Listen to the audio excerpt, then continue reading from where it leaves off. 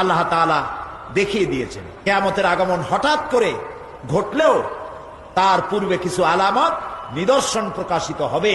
এ ব্যাপারে কোরআনে কারীমে আল্লাহ তাআলা বলছেন, ফাহাল ইয়ানজুরুনা ইল্লা আস-সাআতা আন তা'তিয়াহুম বাগতাতান ফাকাদ জাআ আশরাতুহা।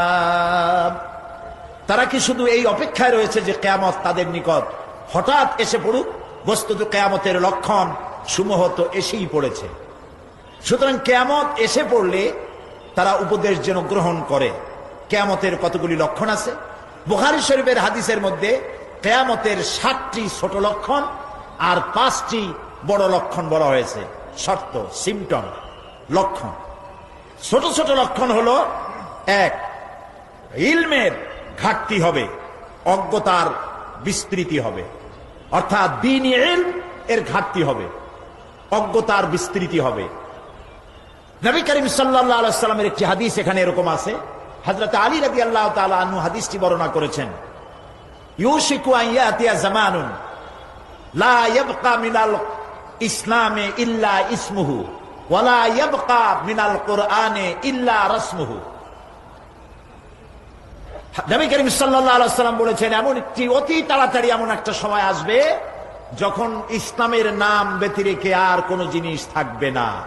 সব জায়গায় ইসলাম ব্যবহার করা হবে, কিন্তু সেখানে ইসলাম থাকবে না। নাম ইসলামিয়া কলেজ, কিন্তু ইসলাম পড়ানো হবে না। নাম ইসলামী স্টোর, কিন্তু ইসলাম অনুযায়ী দোকান পরিচালনা করা হবে না। নাম আছে ইসলাম, ইসলামের শুধু ব্যবহার চলবে, কিন্তু ইসলামের কার্যকারিতা সেখানে থাকবে না। আর অজ্ঞতা, জেহালাত বিস্তৃতি হবে। অর্থাৎ কোরআনের ইলম যেখানে নাই সেখানেই জেহালাত হবে, এটাই স্বাভাবিক। ইসলাম সর্বপ্রথম আল্লাহ তাআলা নবীর কাছে যে জ্ঞানটা দিয়েছিলেন, যে হুকুমটা করেছিলেন, সেটি নামাজ ছিল না, রোজা ছিল না, হজ ছিল না, যাকাত ছিল না, সেটি ছিল ইকরা, পড়ো পড়ো পড়ো। যত পড়বে তত জ্ঞান বাড়বে। সুতরাং না পড়ার কারণে মানুষ বিভ্রান্ত হচ্ছে, আর এই বিভ্রান্ত হয়ে ইবাদতের বিকল্প অন্য কিছু তৈরি করছে, আল্লাহর বিকল্প তৈরি করছে, অন্যের কাছে সাহায্য চাচ্ছে। যেমন একটি কথা এখনই মনে পড়ল, আপনারা কি বলতে পারেন নামাজের বিকল্প কিছু আছে? নামাজের বিকল্প কোন ইবাদত আছে? রোজার বিকল্প কোন ইবাদত আছে? হজের বিকল্প কোন ইবাদত আছে? কিন্তু ইদানিং গ্রামে গঞ্জে কথা ছড়িয়ে পড়েছে, টঙ্গী যে বিশ্ব ইজতেমা হয়, এইখানে যদি 3 বার কেউ যায় তাহলে একটি হজের সওয়াব হয়ে যায়। বলেন নাউযুবিল্লাহ, বলেন নাউযুবিল্লাহ। এই কথা তাবলীগের কোন মুরব্বী বলে না, এই কথা তাবলীগের কোন আলেমেরা বলে না। কিন্তু এই কথাটি কেমনে কেমনে ছড়িয়ে গেছে, আর বলতেছে হজের পরেই দ্বিতীয় বৃহত্তম মুসলিম সমাবেশ। এবছর কয়েকজন আলেম আমাকে বলেছেন তারা নিজের চোখে দেখেছেন কয়েকজন লোককে ইহরাম করা অবস্থায় টঙ্গীতে। ইন্না লিল্লাহি ওয়া ইন্না ইলাইহি রাজিউন। কত বড় মারাত্মক জাহালাত! লক্ষ লক্ষ লোক এক জায়গায় হয়েছে, তাতে কি হয়েছে? এখানেও তো লক্ষ লক্ষ লোক হবে, তাতে হয়েছে কি? প্যারেড ময়দান কি দোয়া কবুলের জায়গা? এখানে কবুল হইতেও পারে, নাও হইতে পারে। আরাফাতের সাথে তুলনা করা, পৃথিবীতে 150 কোটি মুসলমান, এই 150 কোটি মুসলমান যদি কোনো একটা মাঠে একত্রিত হয়, তাহলে তা কি আরাফাতের ময়দানের 1 ইঞ্চি জমিনের বরাবর হবে? কোথায় আরাফাত আর কোথায় টঙ্গী? আরাফাতে তো আল্লাহ ডাকছেন, আরাফাতে কে ডেকেছেন বলেন জোরে? সেখানে হাজিরা দেওয়া বিত্তশালী লোকদের জন্য ফরজ। আরাফাতের ময়দান সেই ময়দান যেখানে আদম আলাইহিস সালাম থেকে শুরু করে নবী করিম সাল্লাল্লাহু আলাইহি সাল্লাম পর্যন্ত সমস্ত নবীদের চোখের পানি শুকিয়েছে। এই ময়দানে যারা উকুফে আরাফা করে 9 জিলহজ, নবী করিম সাল্লাল্লাহু আলাইহি সাল্লাম বলেছেন, মান হাজ্জা লিল্লাহ ফালাম ইয়ারফুস ওয়ালাম ইয়াফসুক রাজাকা ইয়াউমিন ওয়ালাদাতহু উম্মুহু। যে হজে গিয়ে অশ্লীলতা করে না, ঝগড়াঝাটি করে না, সে হজের দিন আরাফাত থেকে বেরিয়ে আসে এমন অবস্থায় মা যেমন নতুন বাচ্চা প্রসব করলো নিষ্পাপ, আরাফাত একজন হাজীকে নিষ্পাপ করে বের করে দেয়। রাসূলুল্লাহ আর বলেছেন, আল হাজ্জুল মাবরুর লাইসা লাহুল জাযাউ ইল্লাল জান্নাহ। একটি কবুল হজের পুরস্কার আল্লাহর কাছে বেহেশত ছাড়া আর কিছুই নাই। কত বড় জেহালাত, কত বড় জেহালাত। পত্রিকাগুলো, মিডিয়াগুলো সমানে বলতে থাকে 40 লক্ষ লোক হয়েছে। আপনি কি গুনছেন গিয়া 40 লক্ষ লোক হয়েছে? ওই মাঠটা কতটুকু, আশেপাশের রাস্তা কতটুকু? এই সব কথা বলে ইসলামের বিকল্প, আল্লাহর দেওয়া বিধানের বিকল্প ইবাদত জাহালাত তৈরি করে, অজ্ঞতা প্রসূত। সুতরাং এই অজ্ঞতা প্রসূত এই সব অপপ্রচার থেকে আল্লাহ তাআলা আমাদেরকে হেফাজত করুন, আমরা বলি আমিন। কখনো এই কথা বলবেন না। হ্যাঁ, লক্ষ লক্ষ লোক একত্রিত হয়েছে, দোয়া করতেছেন, আল্লাহ ইচ্ছা করলে কবুল করতে পারেন, নাও করতে পারেন, তার ইচ্ছা। কিন্তু এইটাকে কোন অবস্থাতেই আরাফাতের পরে মুসলমানদের দ্বিতীয় বৃহত্তম সমাবেশ কেন বলেন এই সব কথা? হজের সাথে আরাফাতের সাথে তুলনা করা মহা বেয়াদবি। এই ধরনের বেয়াদবি শব্দ কোন মুসলমানের উচ্চারণ করা উচিত নয়। নামাজ নাই, রোজা নাই, টঙ্গির দিন হাজির হইয়া দোয়া করলেন, আমিন আমিন বললেন, আর মোনাজাত হইল উর্দুতে, ভালোই কইলো কি মন্দই কইলো, আমিন আমিন শুনতে করতে থাকলাম, বুঝলাম না কিছুই। আল্লাহ রহম করুক, জোরে কোন আমিন। কাজী আমার কথা নিশ্চয়ই বুঝতে পেরেছেন। আমি কিন্তু তাবলীগী জামাতকে কোনো কটাক্ষ করি নাই, আমরা তাদের বিরুদ্ধে কথা বলি না, আমরা এটাকে মোবাইল স্কুল মনে করি। কিন্তু এই জাতীয় কথাবার্তা বলা এবং 3 বার গেলে 1 হজ অথবা গরিবের হজ, এই জাতীয় চিন্তা করা জাহালাত, দোয়া কবুল হবে গেলেই সেখানে বিশ্বাস করাও সঠিক নয়। আল্লাহ এখানে দোয়া কবুল করতে বাধ্য নন, এটা তার ইচ্ছা। সুবহানাল্লাহ বলে, দোয়া কবুল আল্লাহ তাআলার ইচ্ছা। সেই জন্য কিয়ামতের এটি লক্ষণ যে ইলমের ঘাটতি হবে, অজ্ঞতার বিস্তৃতি ঘটবে, ফিতনা ফাসাদ ও বিশৃঙ্খলার বিস্তৃতি লাভ করবে। এগুলি হচ্ছে কিনা? ফিতনা ফাসাদ বাড়তেছে কিনা? অশান্তি বিশৃঙ্খলা বাড়তেছে কিনা? সমানে বাড়তেছে। অন্যায় অশ্লীলতার ছড়াছড়ি হবে, হত্যাকাণ্ড এবং ভূমিকম্পের আধিক্য হবে, মদ পান এবং ব্যভিচারের ছড়াছড়ি হবে, জীবনের প্রতি মানুষ বীতশ্রদ্ধ হয়ে মৃত্যু কামনা করবে, মুসলমানদের বিরুদ্ধে অন্য জাতিসমূহের ঐক্য হবে। এটা হলো বুখারী শরীফের হাদিস। নবী করিম সাল্লাল্লাহু আলাইহি ওয়াসাল্লাম বলেছেন এই 7টি লক্ষণ প্রকাশিত হবে কিয়ামতের আগে। এগুলি হয়েছে কিনা? তাই বলে চিন্তা করেন না যে কালকেই বুঝি কিয়ামত হয়ে যাবে, এখনো অনেক বেরিয়েছে। এই সব লক্ষণগুলি প্রকাশিত হয়ে গেছে। মুসলমানদের বিরুদ্ধে সারা পৃথিবীর কাফেরেরা আজ ঐক্যবদ্ধ। টের পাচ্ছেন? তাদের অস্ত্রের শক্তি, তাদের ঐক্যের শক্তি যখন সুসংহত, তখন মুসলমানেরা দ্বিধা বিভক্ত, একজন আরেকজনকে সহ্য করতে পারে না। যখন ঐক্যের সবচাইতে বেশি জরুরি, তখন আমরা অনৈক্য হয়ে পড়েছি, হাজারো দল ভাগ করেছি। কেউ কেয়ামি, কেউ লা কেয়ামি, কেউ গোল টুপি, কেউ পাঁচকলি, কেউ পাগড়িওয়ালা, কেউ বিনা পাগড়ি, কেউ মিলাদি, কেউ মিলাদ দাঁড়ায় পড়লো, কেউ বসে পড়লো, কেউ মোটেও পড়লো না। এইভাবে নানান রকমের মতপার্থক্য সৃষ্টি আমরা করে ফেলেছি এবং আমরা এখন পৃথিবীর সমস্ত কাফেরদের টার্গেটে পরিণত হয়েছি।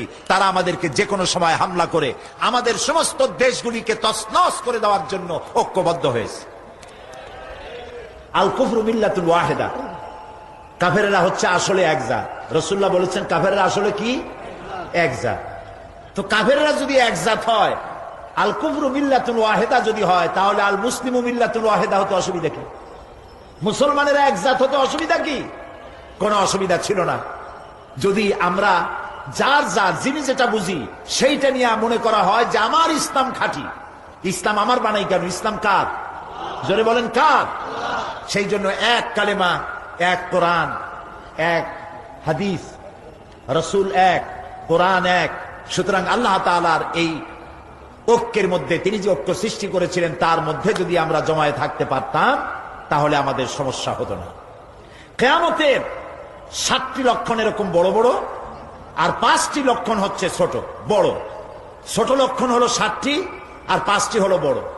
বড় লক্ষণ হচ্ছে দাজ্জালের আগমন, দাজ্জাল আসবে। এরপরে ঈসা আলাইহিস সালামের অবতরণ হবে, ইমাম মাহদীর আবির্ভাব হবে, ইয়াজুজ মাজুজের আত্মপ্রকাশ ঘটবে এবং পশ্চিম দিক থেকে সূর্য উদয় হবে। এগুলি কিয়ামতের লক্ষণ। আর যেদিন পশ্চিম দিক থেকে সূর্য উদিত হবে সেদিন আর দোয়া কবুল হবে না, দোয়া কবুলের দরজা বন্ধ হয়ে যাবে। এখন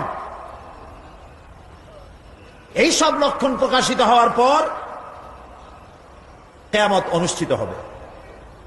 মৃত্যুর পর পুনরুত্থানে বিশ্বাসী যারা, তারা তাদের জীবনকে সুসংহত করার এই যে সুযোগ সময়, এই সময়টা কাজে লাগানো প্রয়োজন।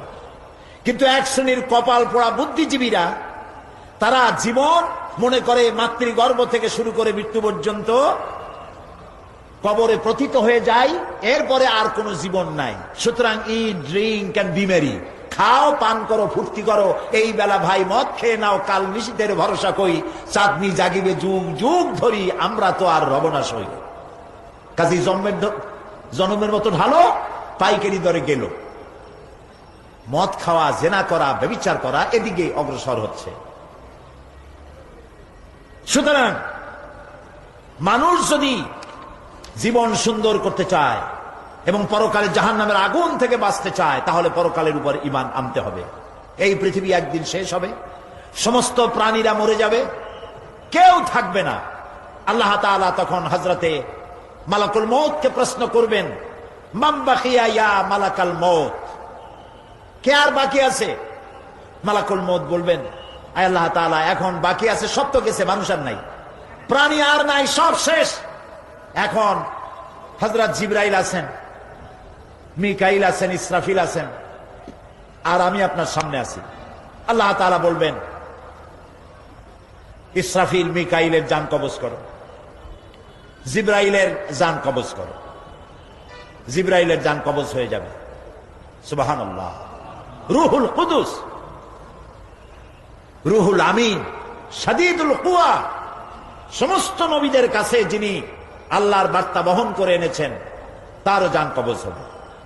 এবারে আল্লাহ তাআলা প্রশ্ন করবেন, মালাকুল মউত, আর কে বাকি আছে? মালাকুল মউত বলবেন, আয় আল্লাহ তাআলা, এখন শুধু আমি বাকি, আর কেউ নেই।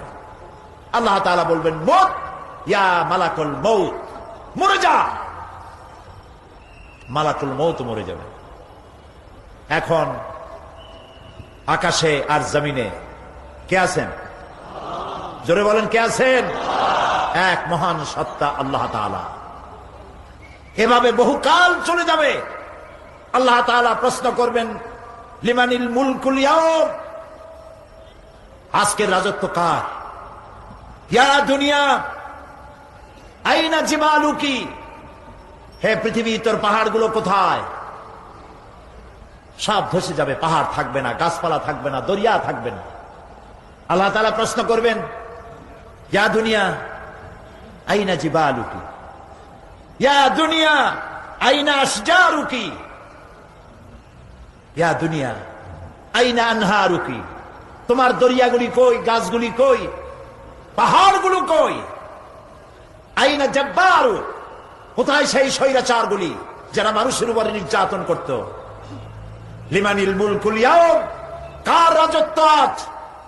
আল্লাহ তাআলা নিজেই নিজের প্রশ্নের জবাব দিবেন, লিল্লাহিল ওয়াহিদুল কাহ্হার, আজকের রাজত্ব কেবলমাত্র আল্লাহ রাব্বুল আলামিনের। এরপর আল্লাহ তাআলা সমস্ত প্রাণীগুলিকে পুনরুজ্জীবন দান করবেন। আমরা যখন মানুষকে কবরে রাখি আর তারপরে কবর উপরে যখন মাটি দেই, আমরা কি বলি? মিনহা খালাকনাকুম, জানেন?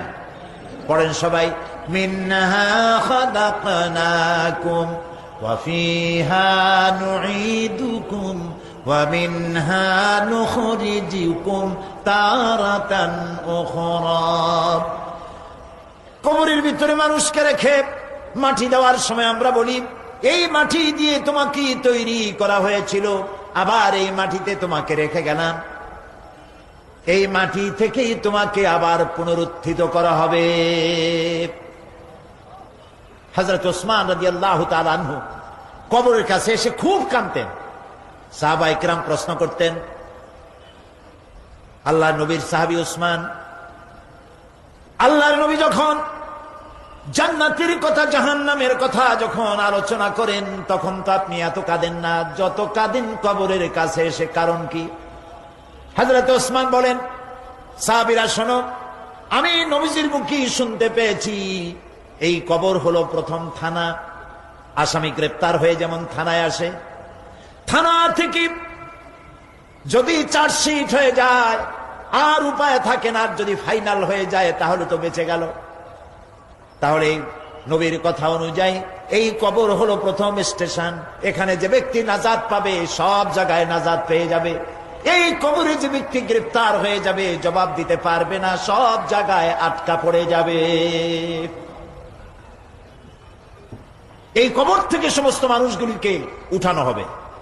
আল্লাহু লা ইলাহা ইল্লা হুয়া লায়াজমাআন্নাকুম ইলা ইয়াউমিল কিয়ামাতি লা রাইবা ফীহি ওয়া মান আসদাকু মিনাল্লাহি হাদীসা।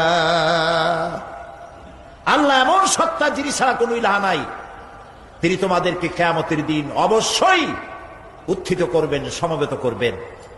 আর এ ব্যাপারে কোনো সন্দেহ নাই, আল্লাহর চাইতে অধিক সত্যবাদী আর কেউ হতে পারে? বলেন, পারে কেউ? আল্লাহর চাইতে সত্যবাদী আর কেউ কি আছে? ওয়ামান আসদাকু মিনাল্লাহি কিলা, তার চাইতে সত্যবাদী আর কে? আল্লাহ তাআলা বলেন, কুল ইন্নাল আউয়ালিনা ওয়াল আখিরিনা লামাজমুউনা ইলা মিকাতি ইয়াউমিন মা'লুম। বলুন, পরবর্তী এবং পূর্ববর্তী সকলকেই এক নির্দিষ্ট দিন আল্লাহ দরবার, আল্লাহ রাব্বুল আলামিন জমায়েত করবেন, এক জায়গায় উঠাবেন।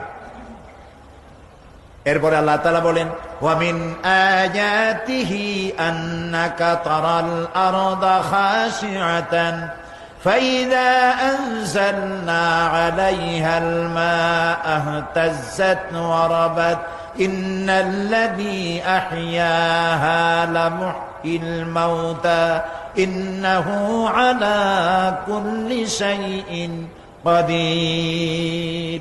তার অন্যতম নিদর্শন হচ্ছে এই যে তুমি দেখতে পাও ভূমিকে আল্লাহ তাআলা উপর করে সৃষ্টি করেছেন, আর এতে বৃষ্টি দিয়ে শস্য শ্যামল এবং সজীব করে দেন আল্লাহ রাব্বুল আলামিন। তিনি ঊষর অনুর্বর জমিকে সঞ্জীবিত করেন বৃষ্টি দিয়ে, এবং তারপরে তিনি সমস্ত ফসলকে উদ্গত করেন, আর এইভাবে করে তিনি সমস্ত মৃত্যু প্রাণীকে কিয়ামতের দিন জিন্দা করবেন, এক জায়গায় উঠাবেন। ওয়া আন্নাস সাআতা আতিয়াতুন লা রাইবা ফিহা ওয়া আন্নাল্লাহা ইয়াবআসু মান ফিল কুবুর। কিয়ামত অবধারিত, এতে কোনো সন্দেহ নাই। আর কবরে যারা আছে তাদের সকলকেই পুনরুত্থিত করা হবে, আল্লাহর দরবারে উঠতেই হবে। আয়াহসাবুল ইনসানু আইয়ুতরাকা সুদা আলাম ইয়াকুন নুতফাতাম মিন মানিজ্জিন ইউমনা সুম্মা কানা আলাকাতান ফাখালাকা ফাসাওয়া ফাজআলা মিনহু আয-যাওজাইনি আয-যাকারা ওয়াল উনসা আলাইসা যালিকা বিকাদিরিন আলা আন ইউহইয়াল মাউতা। আল্লাহ তাআলা বলছেন, আয়াসাবুল ইনসানু আন ইউতরাকা সুদা, মানুষ কি ভেবেছে যে তাকে এমনি ছেড়ে দেওয়া হবে, তার কোনো হিসাব নেওয়া হবে না? আলাম ইয়াকুন নুতফাতাম মিন মানিজ্জিন ইউমনা, মানুষ কি এক ফোঁটা নিক্ষিপ্ত পানি ছিল না? সুম্মা কানা আলাকাতান, তারপরে তাকে রক্তপিণ্ড তৈরি করা হয়েছে। ফাখালাকা ফাসাওয়া, এরপরে তাকে সুগঠিত করা হয়েছে। ফাজআলা মিনহু আয-যাওজাইনি আয-যাকারা ওয়াল উনসা, এরপরে মায়ের পেটের ভিতরে এটাকে পুত্র সন্তান অথবা কন্যা সন্তানে পরিণত করা হয়েছে। এসব কে করেছেন? বলেন, কে করেছেন? আল্লাহ তাআলা বলেন, অন্ধকার জায়গার ভিতরে যে আল্লাহ রাব্বুল আলামিন এক ফোঁটা নাপাক পানি দিয়ে মানুষের এই সুন্দর আকার দিলেন, আকৃতি দিয়ে পুরুষ বানালেন, নারী বানালেন। আলাইসা যালিকা বিকাদিরিন আলা আন ইউহইয়াল মাউতা, সে আল্লাহর জন্য এটা কি সম্ভব নয় যে তিনি মৃত্যুর পরে তোমাকে আবার জিন্দা করবেন? এটা কি সম্ভব নয়? বলেন, সম্ভব নয়? অবশ্যই সম্ভব। পরকালে যারা বিশ্বাস করে না, সাধারণত বুদ্ধিজীবীরাই এই অবিশ্বাসী বেশি হয়। বুদ্ধিজীবী সব খারাপ তা আমি বলবো না, এক শ্রেণী তো ভালো আছেই, কিন্তু একটা বিরাট অংশ সাংঘাতিক খারাপ। শুধু নিজেই খারাপ না, অন্যদেরও খারাপ বানায়। আবার এগুলো দুর্ভাগ্যক্রমে, জাতির দুর্ভাগ্যক্রমে বিশ্ববিদ্যালয়গুলিতে চাকরি হয় এদের বেশি। এমন সব বই লেখে, এমন সব কথা লেখে, এত অশ্লীল, চিন্তা করতেও অবাক লাগে যে এত কুরুচিপূর্ণ, এত অশ্লীল ব্যক্তির চাকরি বিশ্ববিদ্যালয় হয় কিভাবে। নিজে চরিত্রহীন এবং হাজারো মানুষকে চরিত্রহীন বানায়। আল্লাহরে বিশ্বাস করে না। আল্লাহ আছেন কিনা এখন টের পাইতেছে নাকি? কি বলেন, টের পাচ্ছে কিনা? এখন খুব টের পাচ্ছে। এখন আল্লাহর কত মেহেরবানি। শয়তান যদি দেশে মরতো সর্বনাশ হয়ে যেত। আল্লাহর কত দয়া। তাও আবার মৌলবাদীদের উপর দোষ দিতে চেষ্টা করছে। কয় যে অমুক দেশে যখন গেছে, হোটেলে যখন উঠছে, তারপরে দেখা গেল সেই দেশের এয়ারপোর্টে হুজুর মতো একটা লোক চোখ মোটা করে হাতে মেসওয়াক ইদিক উদিক তাকাচ্ছিল। যত দোষ নন্দ ঘোষ। প্রিয় ভাই, সব যারা পরকাল বিশ্বাস করে না, আল্লাহরে বিশ্বাস করে না, তাদের কপাল খারাপ। আমাদের কপাল ভালো, আলহামদুলিল্লাহ বলি। তর্কের খাতিরে বলি, যদি কিয়ামত বলে কিছু যদি না থাকে, আযাব, কবরের আযাব, জান্নাত, জাহান্নাম, বিচার, সিরাত, মিজান কিছুই যদি না থাকে, তাহলে আমরা বিশ্বাস করছিলাম নাই ওগুলা, আমরা বাইসে গেলাম। বিশ্বাস করছিলাম, ওগুলো হইল না, বাইসে গেলাম, তোমরাও বাইসে গেলাম। কিন্তু যদি আসলে থাকেই তেমন কিছু, তাহলে আমরা বিশ্বাস করছি আমরা তো বাঁচবো, তোমাদের দশা কি হবে? আর আসলে সত্যি সত্যি আছেই, সত্য সত্য আছেই। সব নবীরা বলেছেন, এমন কোন নবী নাই যিনি কথা বলেন নাই। নবীরাই সত্যবাদী। কে সত্যবাদী? বলেন, কে সত্যবাদী? নবীরা সত্যবাদী। কারণ নবীরা যে কথা বলেন, সে কথা বলেন কার থেকে? এজন্য নবী করিম সাল্লাল্লাহু আলাইহি সাল্লাম নিজের থেকে কখনো কথা বলেন নাই। আল্লাহ রাব্বুল আলামিন বলেছেন, মা ইয়ানতিকু আনিল হাওয়া ইন হুয়া ইল্লা ওয়াহিয়ুন ইউহা। আমার নবী নফসকে অনুসরণ করে কোনো কথা বলেন নাই। যা বলেছেন সেগুলি হলো কোরআনের নামে যা বলেছেন সব ওহী। আমি যা বলতে বলেছি আমার কথাই তিনি বলেছেন। আল্লাহ তাআলা বলছেন হাসর হবে। আল্লাহর কথা মহাসত্য, আল্লাহর কথা মহাসত্য। হাসরের সত্যতা সম্পর্কে আল্লাহ রাব্বুল আলামিন বলেন, ইয়াউমা নাহশুরুল মুত্তাকিনা ইলার রাহমানি ওয়াফদা ওয়া নাসুকুল মুজরিমিনা ইলা জাহান্নামা বিরদা। সেদিন দয়াময় কাছে, আল্লাহ রাব্বুল আলামিনের কাছে পুণ্যবান মানুষগুলি অতিথিরূপী গৃহীত হবে, আর পাপীদেরকে দলে দলে তৃষ্ণার্ত অবস্থায় জাহান্নামের দিকে ঠেলে দেওয়া হবে। কোরআন শরীফের অন্তত 10 পারার মতো হবে যদি এসব কথাগুলি এক জায়গায় করা হয়। আল্লাহ তাআলা বলছেন, ওয়া মান ইয়াহদিল্লাহু ফাহুয়াল মুহতাদ ওয়া মান ইউদ্লিল ফালান তাজিদ লাহুম আউলিয়া মিন দুনিহি ওয়া নাহশুরুহুম ইয়াওমাল কিয়ামাতি আলা ওয়ুজুহিহিম উমিয়ান ওয়া বুকমান ওয়া সুম্মা মাওয়াহুম জাহান্নাম। আল্লাহ যাকে পথ প্রদর্শন করেন সেই তো সঠিক পথ প্রাপ্ত, এবং আল্লাহ যাকে পথভ্রষ্ট করেন তাকে আল্লাহ ছাড়া কেউ সাহায্যকারী নাই। এই জন্য হেদায়েতের মালিক কে? জোরে বলুন। নবীরাও হেদায়েত করতে পারেন না। হেদায়েতের মালিক কে? আল্লাহ তাআলা বলেছেন, নবী আমার, ইন্নাকা লা তাহদি মান আহবাবতা, আপনি যাকে পছন্দ করেন হেদায়েত আপনি দিতে পারবেন না। হেদায়েতের মালিক হচ্ছি আমি আল্লাহ রাব্বুল আলামিন। এই জন্য আল্লাহ তাআলা হেদায়েতের জন্য, হেদায়েত পাওয়ার জন্য কোরআনে কারীমে সূরা ফাতিহার মধ্যে আমাদেরকে শিখাই দিয়েছেন। প্রত্যেক নামাজের প্রতি রাকাতে আমরা পড়ি পড়েন আমার সাথে, ইহদিনাস সিরাতাল মুস্তাকিম সিরাতাল্লাযীনা আন'আমতা আলাইহিম গায়রিল মাগদুবি আলাইহিম ওয়ালাদ-দাল্লিন। ইহদিনাস সিরাতাল মুস্তাকিম, আল্লাহ তুমি আমাকে সরল সঠিক সহজ রাস্তা দেখাও। হেদায়েত চাচ্ছি আমরা। হেদায়েত পাওয়া যত কঠিন, হেদায়েতের উপরে টিকে থাকা তার থেকেও বেশি কঠিন।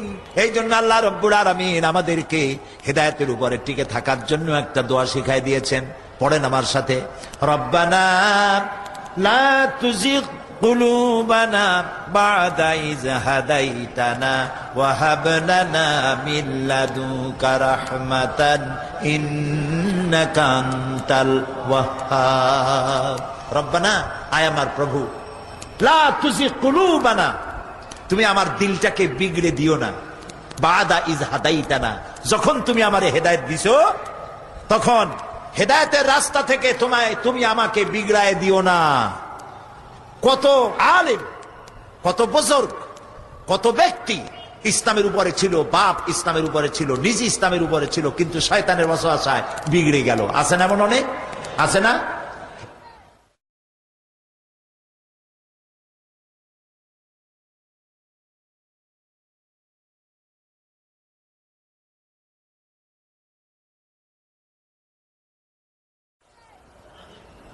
পেগম্বরের ছেলে পর্যন্ত বিগড়ে গেছে।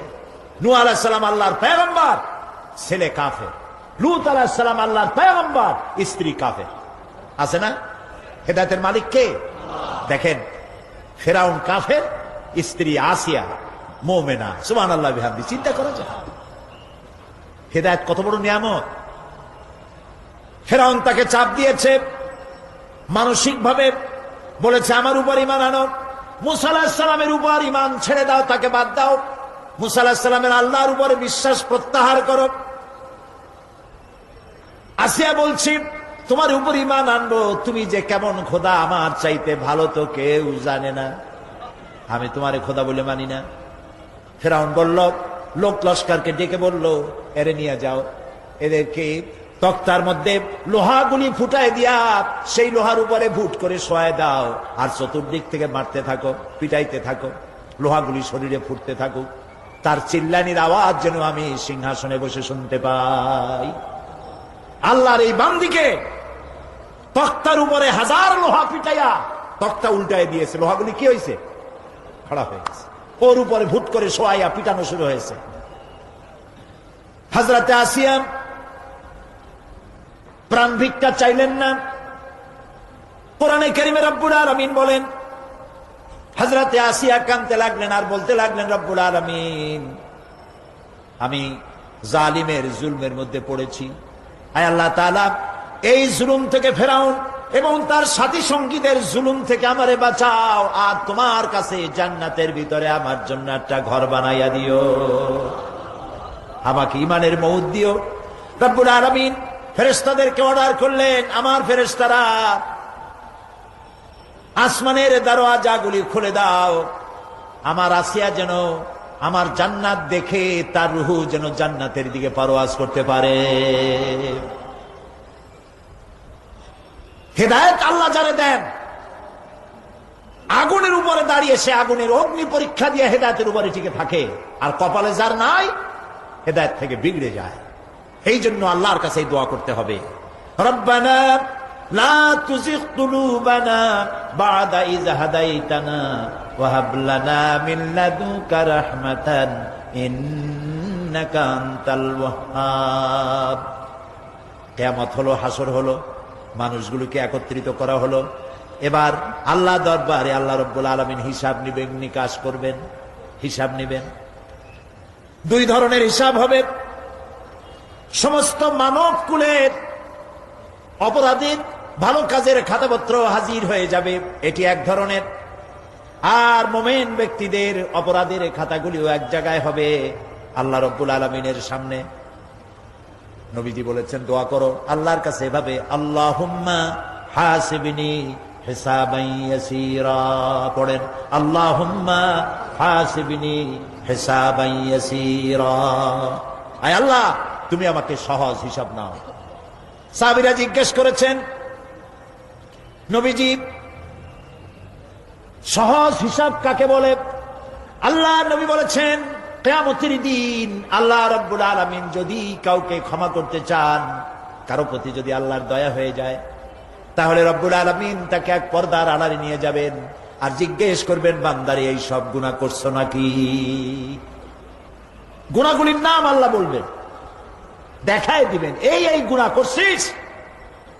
আল্লাহ আল্লাহ, কে জিজ্ঞেস করবেন? কে জিজ্ঞেস করবেন? বান্দাকে। আল্লাহ, আল্লাহ নিজে বান্দাকে জিজ্ঞেস করবেন। বান্দা ভয় কলিজা গলার কাছে চলে আসবে, আবার মৃত্যুর মতো ভয় সৃষ্টি হয়ে যাবে, কাঁদতে কাঁদতে অস্থির হয়ে যাবে, বলবে, আল্লাহ আমি তো করে ফেলেছি, আমি তোমার কাছে মাপ চাই, আমাকে ক্ষমা করে দাও। বান্দার এই হয়রানি আর পেরেশানি দেখে আল্লাহ রাব্বুল আলামিন বলবেন, বান্দা যাও, চলে যাও, আমার জান্নাতে চলে যাও, আমি তোমার মাফ করে দিলাম।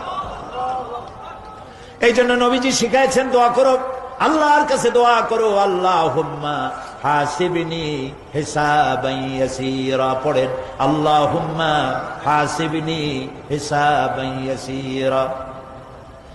মানুষের যে সাধারণ হিসাব হবে সে সম্পর্কে আল্লাহ পাক বলেন, ইয়াউমাইযিন তু'রাদুনা লা তাখফা মিনকুম খাফিয়া। সেদিন তোমাদের হিসাব নিকাশ পেশ করা হবে এবং তোমাদের কোনো বিষয় গোপন রাখা হবে না, কিচ্ছু গোপন থাকবে না, সব প্রকাশিত হয়ে যাবে। ইন্না লিল্লাহি ওয়া ইন্না ইলাইহি রাজিউন। আল্লাহ তাআলা বলেন, ইয়াউমাইযিন ইয়াসদুরুন নাসু আশতাতান লিয়ুরাউ আ'মালাহুম ফামান ইয়া'মাল মিসকালা যাররাতিন খায়রান ইয়ারা ওয়া মান ইয়া'মাল মিসকালা যাররাতিন শাররান ইয়ারা। সেদিন মানুষকে বিভিন্ন দলে বিভক্ত করা হবে, সব এক জায়গায় থাকবে হাসরে মানুষ। তখন আসামি, খুনি, এই যে বিরাট মাহফিল, বিশাল মাহফিল, এর মধ্যে চোর, ডাকাত, খুনি, এই জাতীয় লোক থাকতে পারে না? পারে কিনা? তারা কিন্তু এখন নিরাপদ, যেহেতু পুলিশও দেখতেছে না আর র্যাবেও দেখতেছে না, খুব নিরাপদ।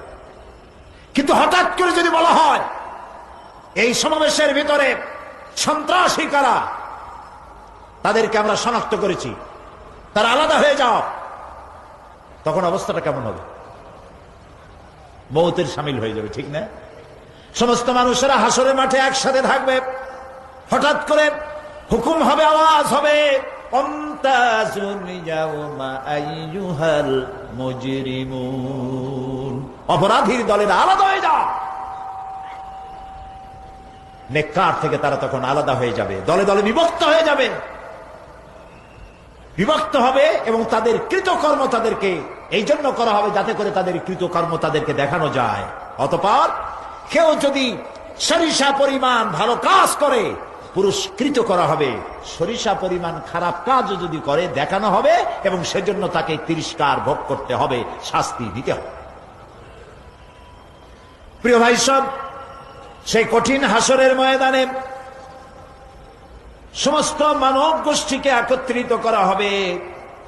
আমল নামা বলতে সেখানে বোঝানো হয় আমল নামা উপস্থিত করা হবে, যাতে মানুষের সকল ধরনের কর্মগুলিকে লিপিবদ্ধ করে রাখা হয়েছে।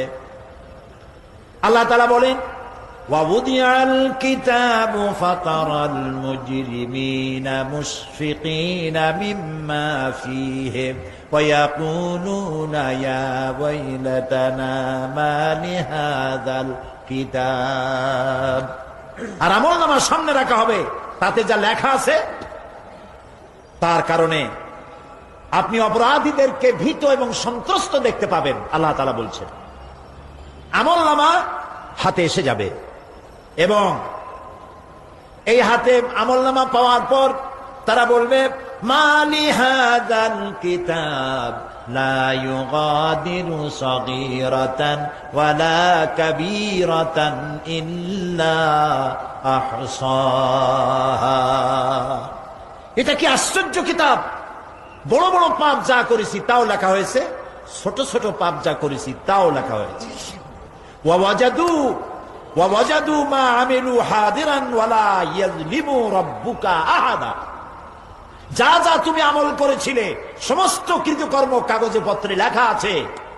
তোমার রব কারো প্রতি জুলুম করবেন না। ওমাল্লাহু বিযাল্লামিন লিল আবিদ। আল্লাহ তাআলা বান্দার উপরে কখনো জুলুম করেন না। এগুলি সব উপস্থিত হয়ে যাবে, বিশ্বাস করেন?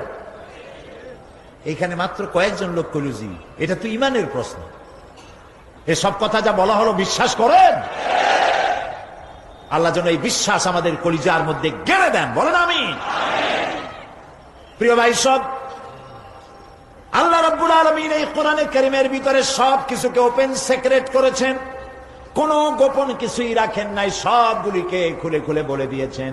আল্লাহ তাআলা বলেন ওয়া কুল্লা ইনসানিন আলজামনাহু তাইরাহু ফি উনুকি ওয়া নুখরিজু লাহু ইয়াওমাল কিয়ামাতি কিতাবান ইয়ালকাহু মানসুরা। ওয়া কুল্লা ইনসানিন আলজামনাহু তাইরাহু ফি উনুকি।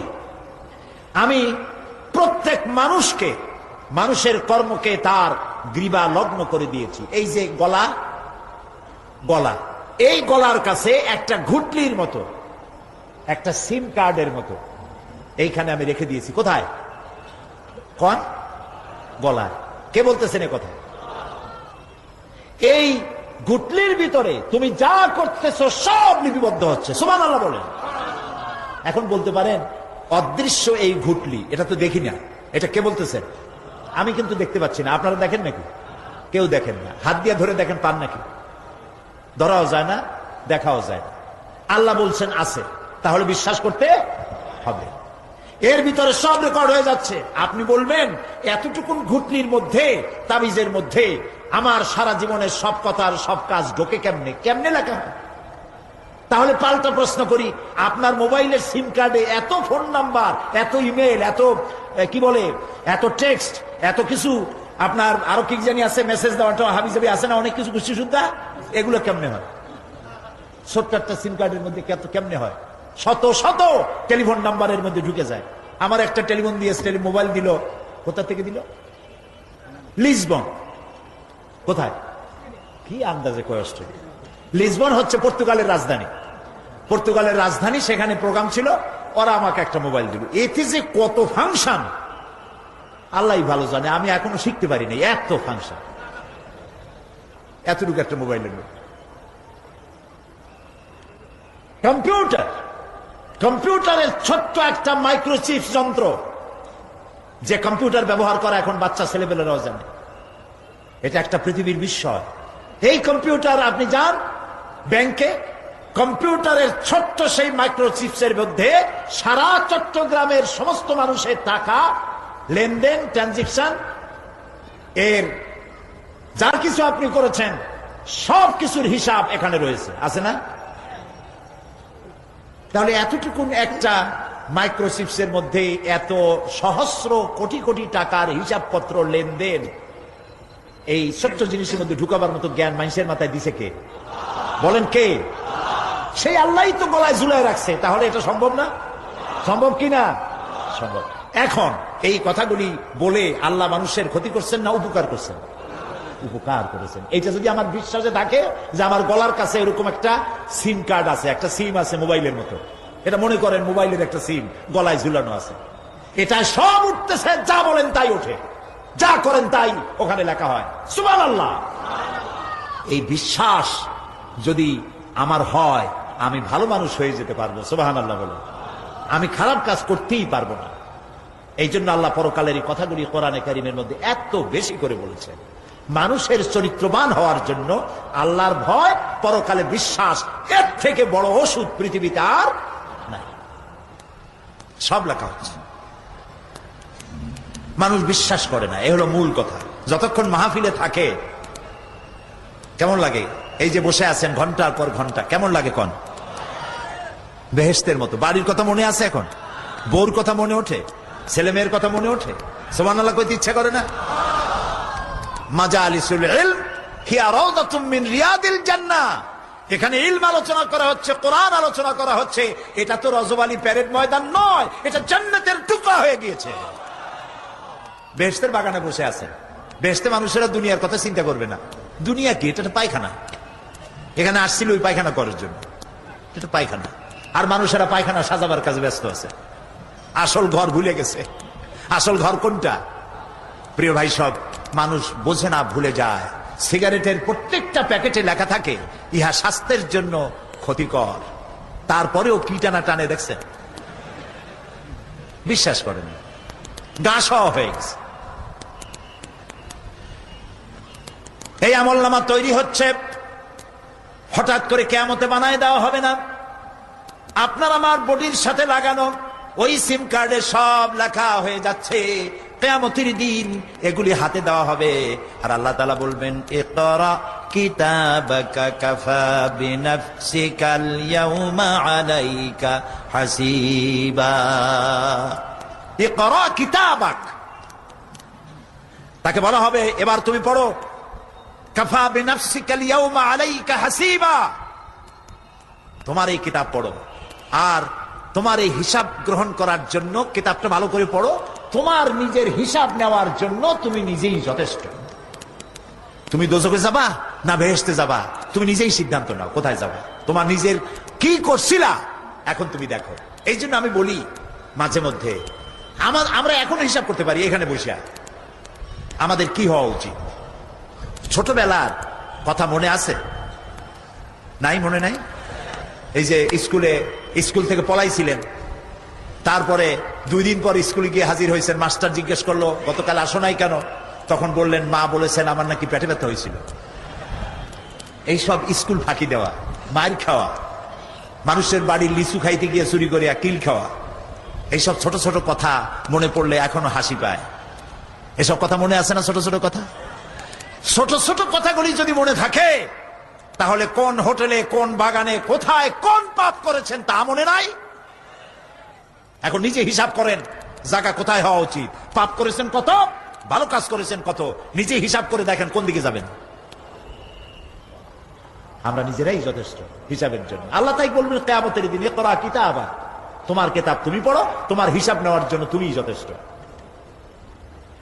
আহারে, আল্লাহ রাব্বুল আলামিন বলেন, وَأَشْرَقَتِ الْأَرْضُ بِنُورِ رَبِّهَا وَوُضِعَ الْكِتَابُ وَجِاءَ بِالنَّبِيِّينَ وَالشُّهَدَاءَ بَيْنَهُمْ بِالْحَقِّ وَهُمْ لَا يُظْلَمُونَ। পৃথিবী তার রবের নূরের ঝলকানিতে উদ্ভাসিত হবে। সুবহানাল্লাহ, সুবহানাল্লাহ। আল্লাহর নূরের ঝলকানিতে গোটা পৃথিবী উদ্ভাসিত হয়ে যাবে।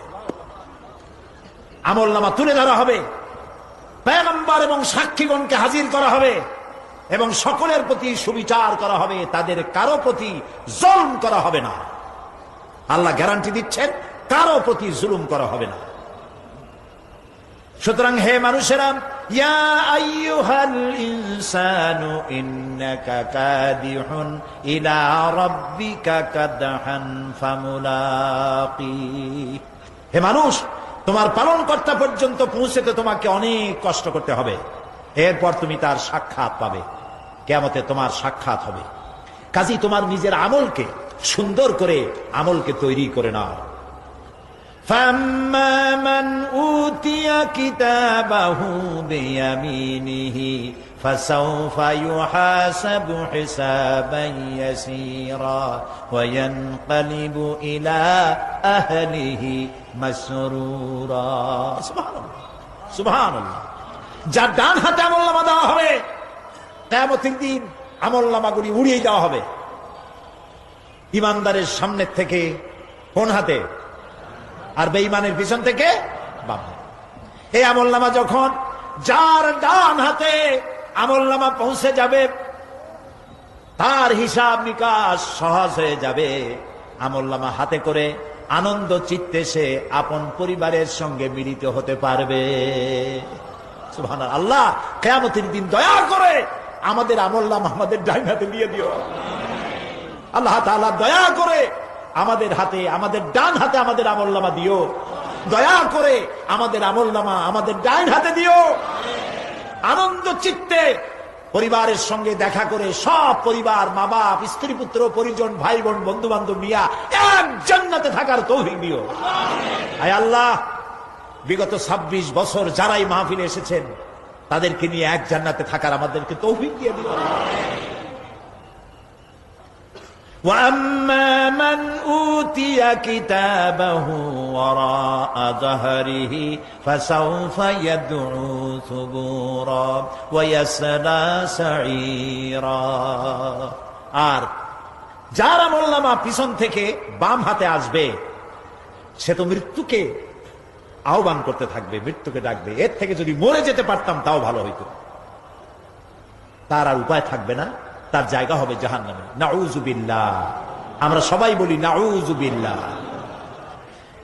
এরপরে আল্লাহ রাব্বুল আলামিন মিজান খাড়া করবেন, দাড়িপাল্লা। মিজান কি? দাড়িপাল্লা। ইনসাফ কি মুকদ্দাস তারাজু। ইনসাফের প্রতীক কি? তাও কইতে পারেন না, জোরে কর না। এটা হচ্ছে ইনসাফের প্রতীক। সুপ্রিম কোর্ট ঢাকা, সুপ্রিম কোর্টের সামনে বিশাল দাড়িপাল্লা টানানো, দেখছেন না? মানুষেরা তো বোঝে না, গ্রাম দিয়ে লোকেরা যায়, যাই এটা দেখে কয় যে ওরে বাবা, জামাত ইসলামের এত বড় অফিস। দাড়িপাল্লা তো জামাত ইসলামের না, এটা ইনসাফের প্রতীক। তারা ক্ষমতায় গেলে ইনসাফ করবে এটা বুঝাবার জন্য এই প্রতীককে গ্রহণ করেছে। আল্লাহ যেন ইনসাফ করার তৌফিক দিয়ে দেয়। বলুন আমিন, জোরে বলেন আমিন। কিয়ামতের দিন এই দাড়িপাল্লা, মিজান আল্লাহ তাআলা প্রতিষ্ঠিত করবেন এবং এই মিজানে যার পুণ্য পাল্লা ভারী হবে সে কৃতকার্য, আর যার পাল্লা হালকা হবে আহা সব শেষ। আল্লাহ রাব্বুল আলামিন বলেন, وَنَضَعُ الْمَوَازِينَ الْقِسْطَ لِيَوْمِ الْقِيَامَةِ فَلَا تُظْلَمُ نَفْسٌ شَيْئًا وَإِنْ كَانَ مِثْقَالَ حَبَّةٍ مِّنْ خَرْدَلٍ أَتَيْنَا بِهَا وَكَفَى بِنَا حَاسِبِينَ। আমি কিয়ামতের দিন ন্যায় বিচারের মানদণ্ড স্থাপন করব। তখন কারো প্রতি অবিচার করা হবে না। যদি কোনো আমল সরিষার দানা পরিমাণ হয় আমি তা হাজির করব। সুবহানাল্লাহ, সুবহানাল্লাহ।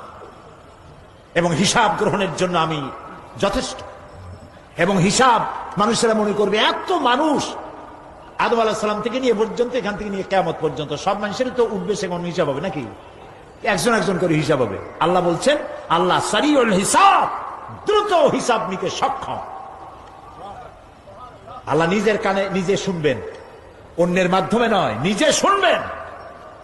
প্রত্যেক আর আসামির কাছ থেকে, লোকদের কাছ থেকে তার বক্তব্য শুনবেন, ভায়া মিডিয়া শুনবেন না, নিজেই শুনবেন। আল্লাহর কান আছে না, চোখ আছে না? লোকেরা এই যে বইপত্রে লেখে আল্লাহ হচ্ছে নিরাকার, কত বড় বাজে কথা। আল্লাহ নিরাকার, আমরা এমন এক আল্লাহর ইবাদত করি তিনি আমাদের কিছু শুনতে পান না, কান টান নাই, তিনি আমাদের কিছু দেখতে পান না। এরকম নাকি আল্লাহ তাআলা? আল্লাহ তাআলা কোরআন শরীফে বলেছেন আল্লাহর হাত, আল্লাহর পা, আল্লাহর চোখ, আল্লাহর মুখ। তবে এগুলি কিরকম? আল্লাহর হাত, পা, চোখ কেমন, আকারটা কেমন, এর একটাই জবাব। কয়টা জবাব?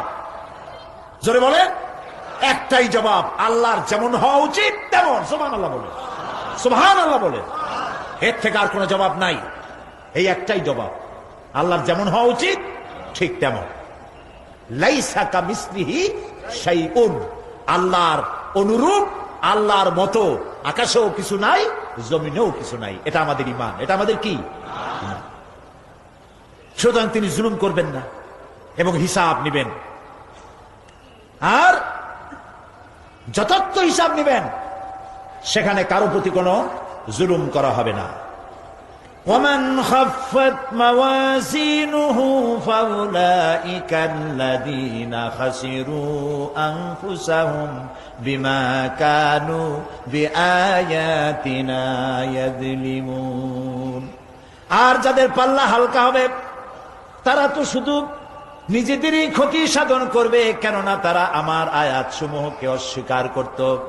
আল্লাহর যারা অস্বীকার করত, আখেরাত নাই, কিয়ামত নাই, বেহেশত নাই, কবরের মধ্যে কোনো শাস্তি নাই, কবরের কোনো প্রশ্ন নাই, এগুলি যারা বলতো তারা কিয়ামতে ক্ষতিগ্রস্ত হবে।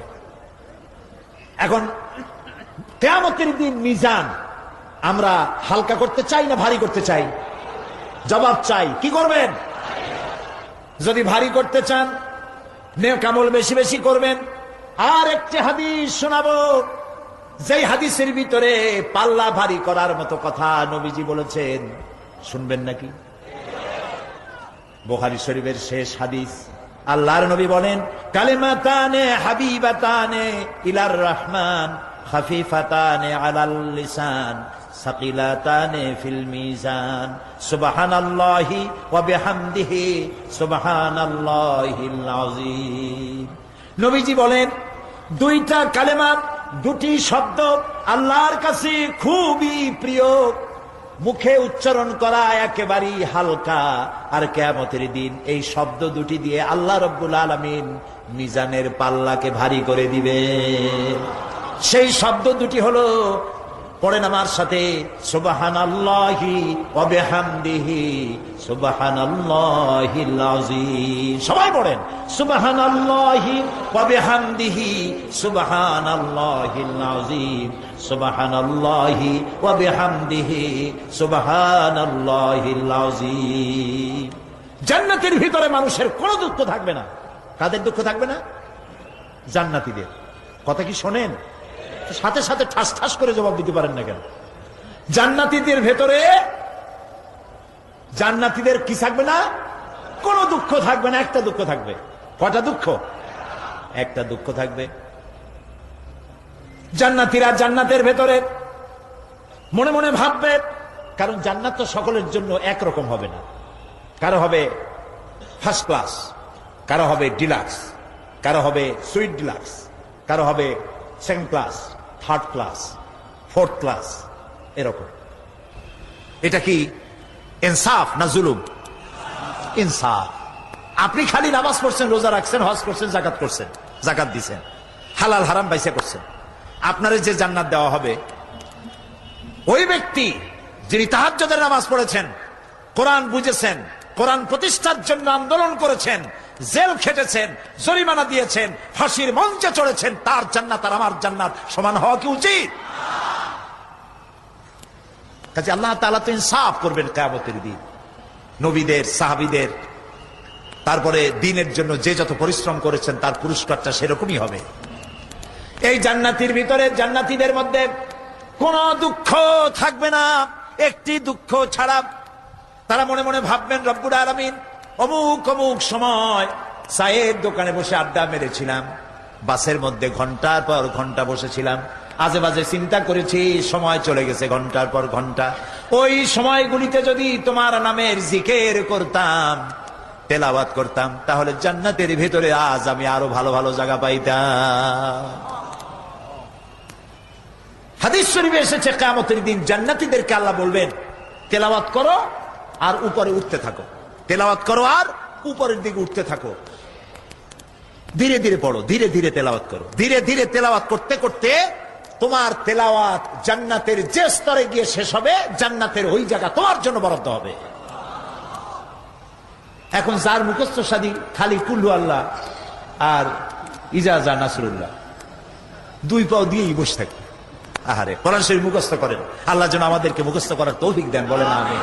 এজন্য উৎসাহ থাকা দরকার। উৎসাহ হইলেই আপনি পারবেন। জেহেন শক্তি সকলেরই কম বেশি আছে, চেষ্টা করলেই পারবেন। সেই জন্য আমি বলতে চাই, কিয়ামতের দিন জান্নাত যদি আল্লাহ তাআলা দয়া করে আমাদেরকে নসিব করায় দেন, যদি বলবো না, বলবো আল্লাহ তুমি দয়া করে আমাদেরকে জান্নাত দিও, বলেন আমিন।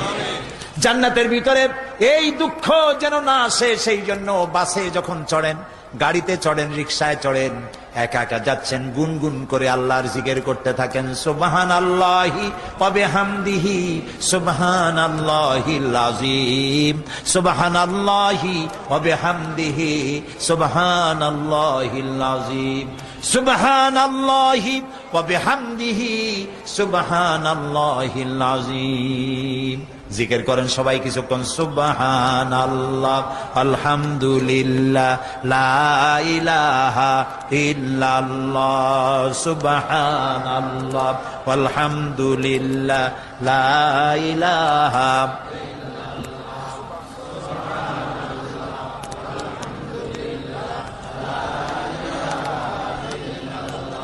ভালো লাগে না? মজা লাগে না? প্রাণ খুলে বলেন সুবহানাল্লাহ ওয়ালহামদুলিল্লাহ, লা ইলাহা ইল্লাল্লাহ, সুবহানাল্লাহ ওয়ালহামদুলিল্লাহ, লা ইলাহা, লা ইলাহা ইল্লাল্লাহ, মুহাম্মাদুর রাসূলুল্লাহ। প্রিয় ভাই সব, এরপরে আল্লাহ তাআলা বলেছেন সিরাতের কথা, কিয়ামতের দিন সিরাত। পুলসিরাতের নাম শোনেন নাই? কথা না কইলে বুঝি কি? শুনছেন? সিরাত। এই সিরাত বলতে বোঝানো হয় এক ঝুলন্ত সেতুকে, যা দোজখ এবং বেহেশতের মাঝখানে সেতু বন্ধন। কিয়ামতের দিন সকল মানুষকে এই সেতু পার হতে হবে। তখন মুমিন ব্যক্তিরা সফলভাবে তা পার হয়ে যাবে। আর এ কাজে ব্যর্থ হবে সে, যে ব্যক্তি ব্যর্থ হবে সে জাহান্নামে নিক্ষিপ্ত হবে। আল্লাহ আল্লাহ আল্লাহ। আল্লাহ রাব্বুল আলামিন বলেন ওয়া ইম মিনকুম ইল্লা ওয়ারিদুহা কানা আলা রাব্বিকা হাতমান মাকদিয়া সুম্মা নুনাজ্জি আল্লাযীনা ইত্তাকাও ওয়া নাযারু আয-যালিমিনা ফীহা জিসিয়া। তোমাদের মধ্যে সকলেই তা পার হবে। এটা আপনার রবের ফয়সালা, আপনার আল্লাহর ফয়সালা। এরপর আমি খোদা বিরুদ্ধের উদ্ধার করব, আর জালিমদেরকে সেখানে নত জন অবস্থায় ছেড়ে দেব, মানে জাহান্নামের মধ্যে নিক্ষিপ্ত হবে, আর ঈমানদারেরা পার হয়ে চলে যাবে। সুবহানাল্লাহ। আল্লাহ তাআলার জন্য দয়া করে আমাদেরকে সিরাত বিজলি গতিতে, বৈদ্যুতিক গতিতে আল্লাহ যেন আমাদেরকে পার করে দেন। বলেন আমিন, সবাই বলেন আমিন। এরপরে শাফাত, শেষ দিবসের প্রতি বিশ্বাসী প্রত্যেক ব্যক্তি সুপারিশ বা শাফাতের বিষয়টা বিশ্বাস রাখতে হবে। দুটি শর্তের ভিত্তিতে শাফাত হবে।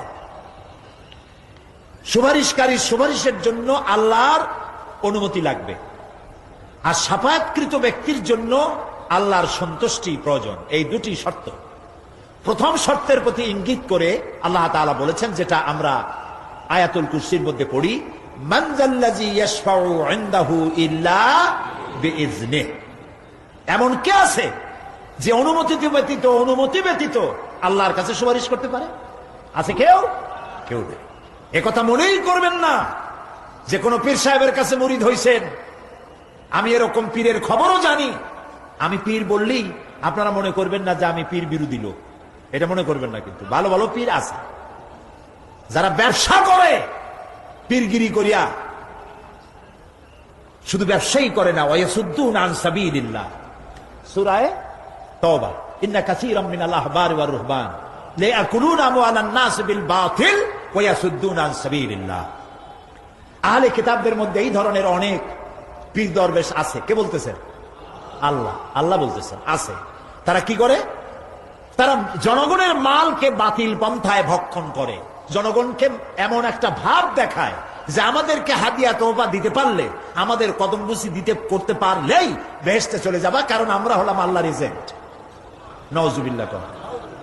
পাও দুইখানা আগেই বাইর করে রাখে যাতে লোকেরা কিছু একটা করতে পারে। হায় হায়, এদূর জনগণের মাল খাইয়া যদি পেটে তেল মাইখা, নাবিতে তেল মাইখা ডেকে যদি থাকতো চুপ করে, তাও ভালো হইতো। আল্লাহ কয় যে এই পর্যন্ত থাকে না, ওয়ায়াসুদ্দুনা আন সাবিলিল্লাহ, আল্লাহর দ্বীন প্রতিষ্ঠার পথে তারা বাধা দেয়। ওর আকিদা খারাপ, ওর এই খারাপ, ওর তাই খারাপ, ওইখানে যাইও না। আল্লাহরে পাইতে হইলে আমার বাড়ি আসো, আমার কাছে মুরিদ হও। আমি ছাড়া ইসলাম কোন জায়গায় নেই। নাউজুবিল্লাহ, সব খারাপ। মানে ইসলাম যেন একটা মনোবলি বিজনেস। এটি হচ্ছে একটা ঘিয়ের দোকানের মতো। আমার দোকানেই কেবল ঘাটি ঘি পাওয়া যায়, আর খাঁটি ঘি কোনো জায়গায় পাওয়া যায় না। এই ধরনের শয়তানি কথা বলার কোন সুযোগ ইসলামে নাই। সুতরাং আপনারা একথা মনেই করবেন না যে কোন পীর সাহেব আপনাকে সুপারিশ করতে পারবেন, এই বিশ্বাস বদ্ধমূল যেন না থাকে। ওটি শর্তাধীন, হইতেও পারে, নাও হইতে পারে। এমনও তো হতে পারে আপনার পীরে কে সুপারিশ করে তাই কিয়ামতের দিন তিনি হয়রান হয়ে যাবেন। এমনও হতে পারে, না পারে না? পারে কিনা? সেই জন্য এটা ভরসাই করবেন না। কেউ কেউ আবার দুই পীরের কাছে মুরিদ হয়, ধারণা এই দুইজনের কাছে মুরিদ হয়েছি, দুইজনে দুই হাত ধরিয়া কিয়ামতে এরকম করে মেরে দিবে, আমি জান্নাতের বারান্দায় গিয়ে বসবো। জান্নাত তোমার মামু বাড়ির বারান্দা। এত সহজ, এত সহজ। নবীরা কানতে কানতে হয়রান হয়ে গিয়েছে। নবী করিম সাল্লাল্লাহু আলাইহি ওয়াসাল্লাম তাহাজ্জুদের নামাজ সামান্য সময় ঘুমাইয়া নামাজ শুরু করে দিতেন। সূরা বাকারা শেষ, আলে ইমরান শেষ, সূরা নিসা শেষ, মায়েদা শেষ, আরাফ শেষ। সাহাবায়ে কেরাম মনে করতেন রাসূল বুঝি এই নামাজের রুকুতে আর যাবেন না, ফজর হয়ে যাবে এক রাকাতে। যখন রুকুতে যেতেন মনে হতো আর উঠবেন না, যখন সেজদায় যেতেন মনে হতো ইন্তেকাল করেছেন। হযরত আয়েশা বলেছেন, আমাদের মা জগৎ জননী হযরত আয়েশা রাদিয়াল্লাহু তাআলা আনহা বলেছেন, রাসূলুল্লাহ সেজদায় পড়ে যেভাবে কাঁদতেন, চুলার উপরে হাড়ি তুলে দিলে ভাত রান্না করার সময় যেমন একটা আওয়াজ হয় ভাতের হাড়িতে, শোনেন নাই আওয়াজ? রাসূলুল্লাহর কলিজার ভেতর থেকে কান্নার গুমরে আওয়াজ এভাবে উত্থিত হতো। সকাল বেলায় জুতা পায়ে পড়তে পারতেন না, পাও মোবারক ফুলে বড় হয়ে যেত। বেহেশত এত সহজ। প্রিয় ভাই সব, মান যাল্লাযী ইয়াশফাউ ইনদাহু ইল্লা বিইজনি, কার ক্ষমতা আছে আল্লাহর পারমিশন ছাড়া কথা বলে, সুপারিশ করে? আল্লাহ রাব্বুল আলামিন সুপারিশ করার জন্য যাকে পারমিশন দিবেন আর যার জন্য দিবেন মাত্র সেই ব্যক্তি শুধু তার জন্যই সুপারিশ করতে পারবে, নিজের ইচ্ছা মতো কারোর জন্য সুপারিশ করতে পারবে না। আমাদের জাতির পিতা নাম কি? সব সময় মনে রাখবেন, আদৌ ভুলবেন না। এই প্রশ্নে কোনো আপোষ নয়। জাতির পিতা কে? হযরত ইব্রাহিম আলাইহিস সালাম কিয়ামতের দিন আল্লাহ রাব্বুল আলামিনের দরবারে ফরিয়াদ করবেন, রব্বুল আলামিন আমার আব্বাজানের জন্য সুপারিশ করি, তুমি দয়া করে তাকে জাহান্নাম থেকে বাঁচায়া দাও। রব্বুল আলামিন বলবেন, ইব্রাহিম তোমার এই সুপারিশ মঞ্জুর হলো না। ইব্রাহিম আলাইহিস সালামের সুপারিশ মঞ্জুর হবে না। আল্লাহ তাআলা বলবেন, ইব্রাহিম আজর তোমার পিতা হতে পারে, কিন্তু আমার খলিলকে আগুনে ফেলার ষড়যন্ত্রে লিপ্ত ছিল, আমি তারে ক্ষমা করব না। নবী করিম সাল্লাল্লাহু আলাইহি ওয়াসাল্লামকে প্রশ্ন করা হয়েছে, রাসূল আপনার মা বাপের অবস্থা কি হবে? রাসূলুল্লাহ বলেছেন, কিয়ামতের দিন আমি আমার মা বাপের কোনো উপকারে আসব না। রাসূলুল্লাহ কাঁদতেছিলেন, সাহাবায়ে কেরাম কাঁদতেছিলেন। বিষয়টা এত সহজ নয়। দ্বিতীয় শর্ত হলো ওয়ালা ইয়াশফাউনা ইল্লা লিমান ইরতাদা ওয়া হুম মিন খাশিয়াতিহি মুশফিকুন। আল্লাহ তাআলা যার প্রতি সন্তুষ্ট তারা কেবল তার জন্যই সুপারিশ করতে পারবে। বস্তুত সেদিন তারা আল্লাহর ভয় সকলেই ভীত সন্ত্রস্ত থাকবে। কি এর সুপারিশ? ভয়ের চোটে থাকবে অস্থির। সব পয়গম্বর নফসি নফসি বলে চিল্লাবে, বলবে আল্লাহ আমারে বাঁচাও, আমারে বাঁচাও। মুসা আলাইহিস সালাম, নূহ আলাইহিস সালাম, ইব্রাহিম আলাইহিস সালাম, ইয়াকুব আলাইহিস সালাম, সব নবীরা কানবেন, বললে আল্লাহ আমারে বাঁচাও, আমারে বাঁচাও। সেই দিন মাত্র এক ব্যক্তি উম্মতের জন্য কাঁদবেন, সুপারিশ করতে পারবেন, উম্মতের জন্য কাঁদবেন, তার নাম বিশ্বনবী মুহাম্মাদুর রাসূলুল্লাহ সাল্লাল্লাহু আলাইহি ওয়াসাল্লাম। এই জন্য নবীর কিয়ামতের দিন তিনি যেন আমাদের সুপারিশ করেন, এই জন্য আল্লাহর দরবারে আমাদের দোয়া করতে হবে, আল্লাহ তাআলা নবীর সুপারিশ আমাদের জন্য তুমি নসিব করে দাও। আল্লাহ তাআলা কিয়ামতের দিন তোমার নবী আমাদেরকে যেন উম্মত বলে পরিচয় দেয়। এই জন্য কারো উপর ভরসা টসা করবেন না, নিজের আমলটা ভালো করে গঠন করেন। আল্লাহ তাআলা কোরআন শরীফে বলেছেন, ইয়া আইয়ুহাল্লাযীনা আমানু আবতাগু ইলাইহিল ওয়াসিলা, হে বিশ্বাসীরা তোমরা ওসিলা তালাশ করো। এইটার একটা ভুল অর্থ করেছে লোকেরা, তারা বলেছে ওসিলা তালাশ করো মানে পীর ধরো। আবার বলে কি, যার পীর নাই তার পীর শয়তান। নাউযু বিল্লাহ। তাহলে ইমাম আবু হানিফা রাহমাতুল্লাহ আলাইহির পীর কে? ইমাম শাফির পীর কে? সাহাবায়ে কেরামদের পীর কে? কাজে এই সমস্ত বেয়াদবি কথা আদৌ বলা উচিত নয়, এগুলি বেয়াদবিপূর্ণ কথা। প্রিয় ভাই সব, আল্লাহ রাব্বুল আলামিনের উপরে ভরসা করে নিজের আমলকে ভালো করতে হবে। আবতাগু ইলাইহিল ওয়াসিলা, আয় আমলে সালেহ। আবতাগু ইলাইহিল ওয়াসিলা, তুমি নেক আমলের ওসিলা ধরো আল্লাহর কাছে, নিজের আমলগুলিকে ভালো বানাও, ভালো ভালো কাজ করো। সুপারিশ সম্পর্কে সর্বশেষ কথা বলতে চাই। আল্লাহ রাব্বুল আলামিন বলেন, কুল লিল্লাহিস শাফাআতু জামিআ লাহু মুলকুস সামাওয়াতি ওয়াল আরদি সুম্মা ইলাইহি তুরজাউন। হে নবী, স্পষ্টভাবে জানিয়ে দিন সমস্ত সুপারিশ কেবল আল্লাহর ইখতিয়ারাধীন। কে বলতেছেন? শুনতেছেন কথা? কে বলতেছেন? আবার শোনাই। আল্লাহ তাআলা বলছেন, কুল লিল্লাহিস শাফাআতু জামিআ, বলে দিন হে নবী সুপারিশের সমস্ত ব্যাপারটি কেবলমাত্র আল্লাহর ইখতিয়ারাধীন। আসমান এবং জমিনে তারই সাম্রাজ্য বিস্তৃত, অতঃপর তারই কাছে তোমাদের সকলকে ফিরে যেতে হবে। সুপারিশের মালিক কেউ নয়, আল্লাহ নিজেই। তিনি যাকে পারমিশন দিবেন, যার জন্য পারমিশন দিবেন, তাছাড়া আর কোনো উপায় নেই। প্রিয় ভাই সব, এতক্ষণ যে আলোচনা করলাম এর দ্বারা প্রমাণিত হলো এ দুনিয়া ক্ষণস্থায়ী এবং আখিরাত চিরস্থায়ী। সুবহানাল্লাহ বলবেন না? এ দুনিয়া কি আর আখিরাত কি? চিরস্থায়ী। দুনিয়ার মহব্বত আমরা কোনটারে মহব্বত করি, আখিরাত না দুনিয়া? কোন বলতে লজ্জা করে? দুনিয়ার ভালোবাসি বেশি, এতে কোনো সন্দেহ আছে? নবীজি বলেছেন, লাউ কানা লিইবনি আদম ওয়াদিন মিন যাহাবিন লাহাব্বা ইয়াকুনা লাহু সানিন, যদি একটা আদম সন্তানকে যদি একটা মাঠ ভরে সোনা দেওয়া হয়, সে ব্যক্তি বলবে, আল্লাহ আমারে যদি আরো একটা মাঠ ভরে সোনা দিতে ভালো হইতো। নবীজি বলেন, আদম সন্তানের পেট কবরের মাটি ছাড়া কোনো কিছু দিয়া ভরবে না। এই দুনিয়ার পিছনে দৌড়ায় কোনো লাভ নাই।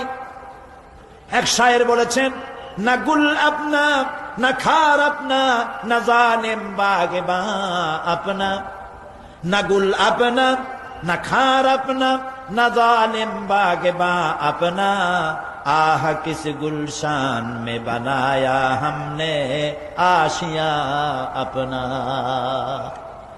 না গুল আপনা না খার আপনা, এ ফুলও আমার নয়, ও কাটাও আমার নয়। না জালেম বাগে বা আপনা, না আমার এই ফুলের বাগানটা আমার, ফুলের বাগানও আমার না, ফুলও আমার না, এমনকি ফুলের কাঁটাটাও আমার না। আহ কিস গুলশান মে বানায়া हमने आशिया अपना, আহারে কি ফুল বাগানে আমার বাড়ি বানাইলাম, এর তো কিছুই আমার না, সবই তো পর।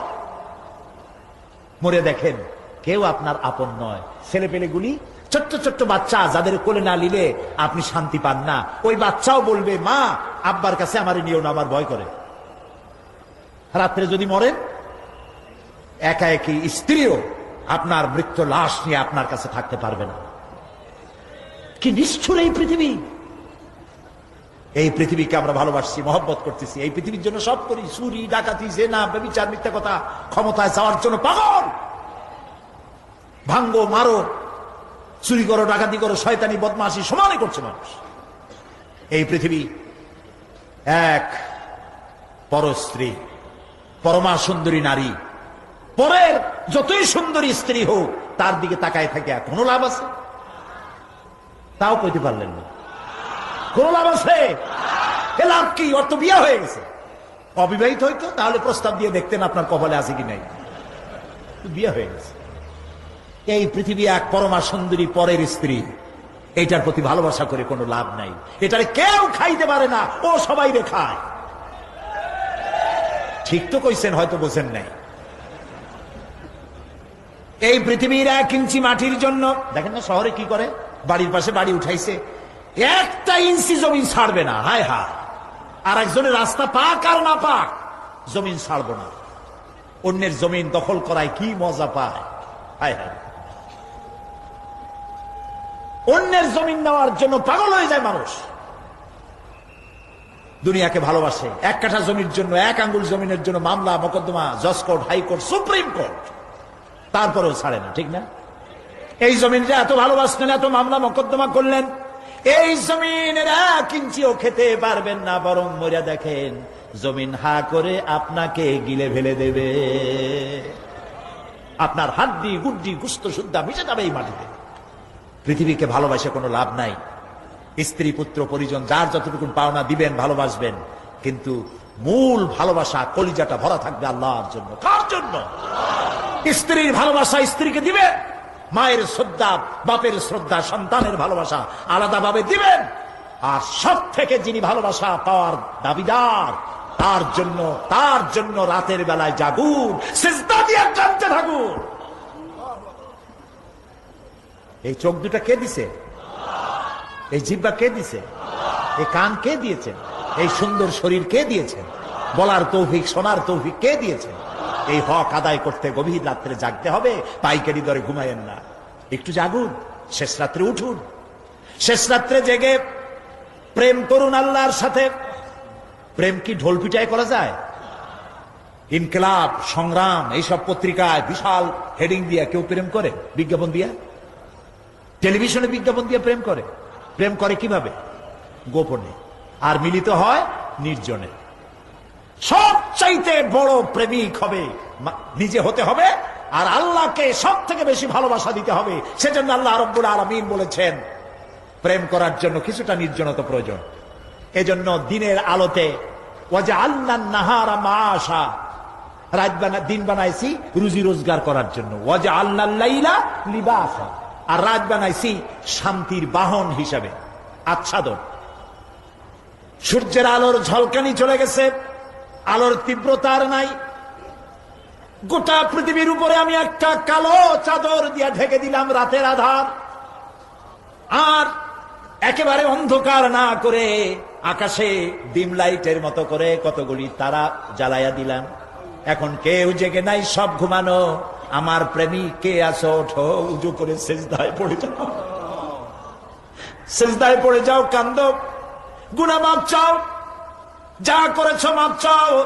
তুমি গুনাহ করেছো আর আমি মাফ করার মালিক। ইন্নাল্লাহা ইয়াগফিরুয যুনুবা জামিআ, সব মাফ করে দেব, গুনাহগুলি নেকি দিয়া বদলায় দেব। আমার কাছে কাঁদো, চোখের পানি ফেলো। প্রিয় ভাই সব, রাতে জাগতে শিখুন। রাসূলুল্লাহ বলেছেন ওর থেকে ভালো স্বামী আর দুনিয়ায় নাই। কে বলেছেন? রাসূলুল্লাহ বলেছেন ওর থেকে ভালো স্বামী আর দুনিয়ায় নাই, যে গভীর রাত্রে নিজে জেগে তাহাজ্জুদ রুজু করে নিজের বউরে উঠায়। বউ উঠতে চায় না, পানি এনে বউয়ের মুখের উপরে ছিটায় দেয়, ওঠো বিবি, একসাথে তাহাজ্জুদের নামাজ পড়ি। রাসূলুল্লাহ বলেছেন ওর থেকে ভালো বউ পৃথিবীতে আর নাই, যে বউ রাতের বেলায় ঘুমের থেকে জেগে তাহাজ্জুদের উজু করে, স্বামীরে উঠাইতে চেষ্টা করে, ওঠে না, উজুর পানি স্বামীর চেহারায় ছিটায় দেয় আর বলে স্বামী ওঠো, একসাথে তাহাজ্জুদের নামাজ পড়ি। এই পৃথিবীতে আমাদের ভালোবাসা যেন শেষ না হয়, এক জান্নাতে যেন থাকতে পারে। কাঁদো, ওঠো, গভীর রাত্রে তাহাজ্জুদের নামাজ পড়ে মাথাটা নিচু করে গুনগুন করে গাইতে থাকে, নিয়া আল্লাহু পড়ে, নিয়া আল্লাহ।